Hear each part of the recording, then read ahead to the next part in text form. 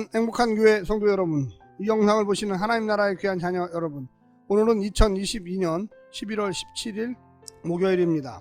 오늘 매일성경 본문에서는 8장의 환상이 내다보는 전체 기간은 주전 6세기 중반부터 주전 2세기 초중반 사이의 대략 400년에 걸친 기간이지만 관심은 그 마지막 시기에 집중됩니다.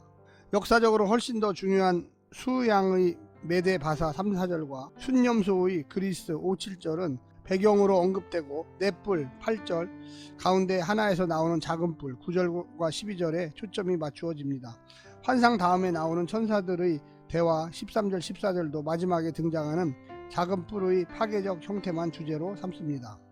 오늘 본문을 나누어 보겠습니다. 다니엘 8장 1절부터 2절 도입부 환상을 경험한 시점, 환상을 경험한 장소 3절과 4절 두 뿔 가진 순양, 더 긴 나중에 난 뿔, 원하는 대로 행하는 순양 5절부터 8절 큰 뿔 가진 순념소, 서쪽에서 오는 순념소, 순양을 짓밟아 버리는 순념소, 큰 뿔을 대체하는 넷뿔 9절부터 12절 한 작은 뿔, 땅에서 커지는 작은 뿔, 하늘의 군대와 싸우는 작은 뿔, 예루살렘 성전을 더럽히는 작은 뿔 13절과 14절 천사들의 대화를 듣는 다니엘, 질문 어느 때까지, 답변 2300 주야까지.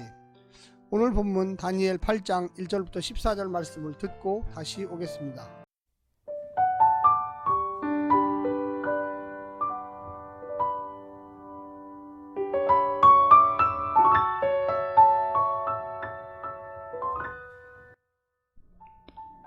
다니엘 8장. 나 다니엘에게 처음에 나타난 환상 후 벨사살 왕 제3년에 다시 한 환상이 나타나니라.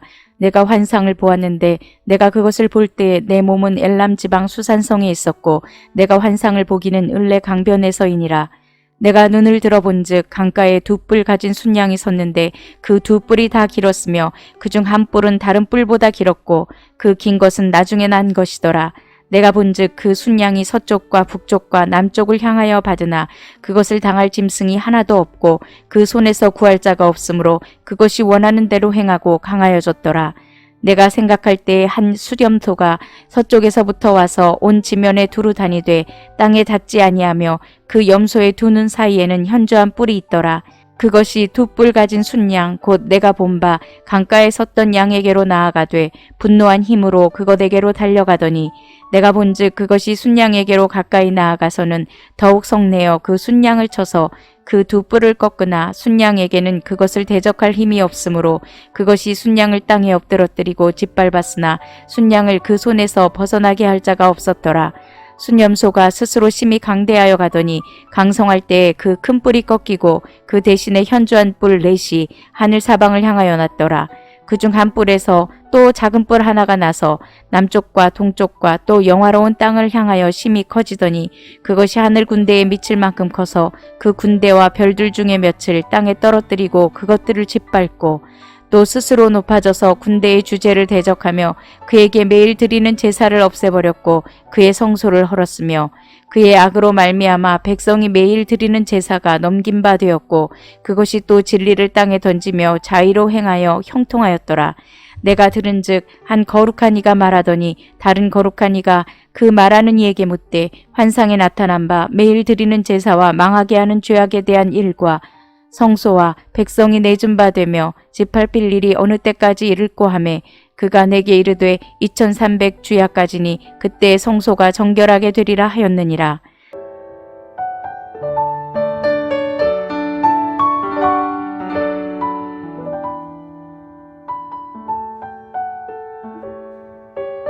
벨사살 왕 제3년의 환상은 벨사살 왕 원년에 경험한 꿈의 환상 7장과 여러 면에서 일치하지만 단순한 반복은 아닙니다.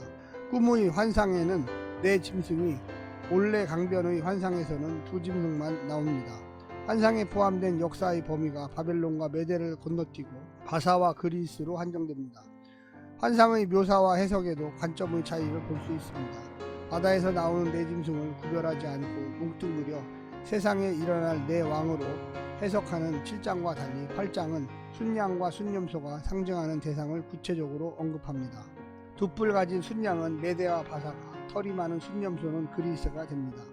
짐승의 묘사에서도 유사한 경향이 나타납니다. 내 짐승의 묘사가 일반적이고 비유적이라면 순양과 순념소의 형태에 관한 묘사는 구체적이고 사실적입니다. 한 작은 뿔의 승리에 관한 묘사도 전자가 포괄적 신학적이라면 후자는 구체적 역사적입니다.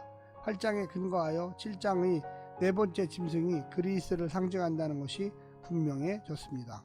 오늘 본문을 세 부분으로 나누어 자세히 설명드리겠습니다. 첫 번째, 늘 더 강한 힘이 있다. 순양이 등장하여 세상을 호령합니다. 거칠 것 없는 행보에 그 권세가 영원할 것 같습니다.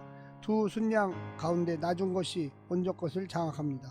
이는 메대를 이기고 중근동을 장악한 고레스의 페르시아 왕국을 의미합니다. 그 손에서 구할 자가 없고 자기 원하는 대로 다 행할 정도로 막강합니다. 그러나 그리스 제국을 가리키는 순념소의 등장으로 순양의 두 뿔은 꺾이고 엎드러지고 질판핍니다. 힘으로 흥한 자 힘으로 망합니다.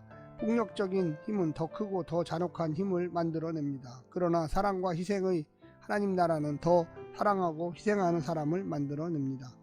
두 번째, 홀로 유지할 수 없다. 순양을 이긴 순념소의 영향력은 온 지면에 이릅니다. 알렉산더 대왕의 헬라, 그리스 제국의 위용은 페르시아 제국을 뒤덮고 인도까지 이르지 않았습니까? 그들은 발이 보이지 않을 만큼 빠른 기마부대를 가지고 있었습니다. 스스로 심히 강대하여 가서 그 손에서 벗어날 수 없다. 하지만 그 역시 알렉산더 대왕이 허망하게 죽은 후 넷으로 갈라집니다. 힘을 얻을 때가 있으면 힘을 잃을 때가 있습니다. 세상 역사 언제든 어디에든 영원한 권력은 없습니다. 스스로 강해진 힘을 스스로 유지할 힘까지는 없습니다. 한 사람이 일으킨 권력을 다음 사람이 이어가지 못합니다. 사람을 의지할 것 같으면 교회든 세상 나라든 마찬가지가 될 것입니다. 마지막 세 번째는 영원한 힘은 없다. 순염소의 네 뿔 가운데 어느 한 뿔에서 나오는 작은 뿔의 위용에 세상이 주목합니다. 작은 뿔의 기세는 이전의 모든 힘들을 압도합니다. 세상은 또다시 영원할 것 같은 권력을 기대합니다. 어찌나 강하든지 성전 제사까지 폐하고 성소를 모독하고 조롱합니다. 수많은 사람들을 짓밟습니다. 특히 팔레스틴 땅에 직접 영향을 미칩니다. 하지만 그날이 2300주야 즉 1150일 만에 끝날 것입니다. 그러니 성도들은 현재의 고난과 고통 속에 낙심하지 말고 하나님을 버리지도 말고 인내하며 견뎌야만 하겠습니다. 반드시 영광의 날을 보게 될 것이기 때문입니다. 사랑하는 성도 여러분, 오늘 말씀을 통하여 용기를 얻으십시오. 고난이 있으면 다시 승리할 때가 있습니다. 하나님께서 함께 하시기 때문에 승리하는 것입니다. 오늘 하루도 힘내시고 용기를 가지시기를 간절히 부탁드립니다. 샬롬.